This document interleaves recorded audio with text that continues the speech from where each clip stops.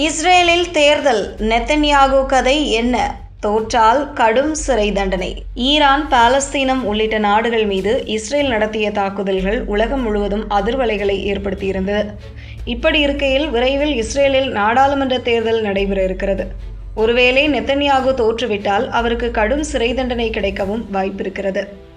October 27 Israel நாடாளுமன்ற தேர்தல் நடைபெறும் என்று அதிகாரப்பூர்வமாக அறிவிக்கப்பட்டிருக்கிறது. இதில் கவனிக்க வேண்டிய விஷயம் என்னவெனில், கடந்த 40 ஆண்டுகளில் இஸ்ரேலில் ஒரு பிரதமர் தனது பதவிக்காலத்தை முழுமையாக நிரப்பியிருக்கிறார் எனில் அது நெத்தன்யாகுதான். எனவே இந்த தேர்தலில் அவர் மீது எதிர்பார்ப்பு எகிரி இருக்கிறது. இஸ்ரேல் நாடாளுமன்றம் கினெசெட் என்று அழைக்கப்படுகிறது. மொத்தம் 120 தொகுதிகள் இருக்கின்றன.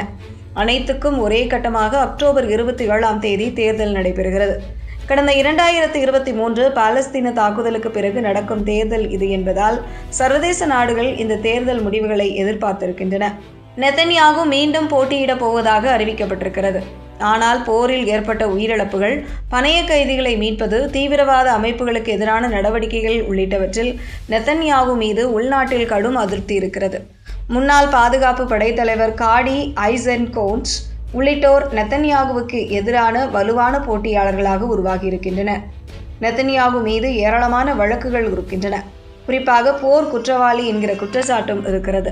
ஒருவேளை இந்த தேர்தலில் நெத்தன்யாகு மண்ணை கவ்வினால் இதுதான் சான்ஸ் என்று புதியதாக அமையும் அரசு நெத்தன்யாகுவை வைத்து செய்துவிடும். எனவே இந்த தேர்தல் நெத்தன்யாகுவுக்கு வாழ்வா சாவா என்று இருக்கிறது.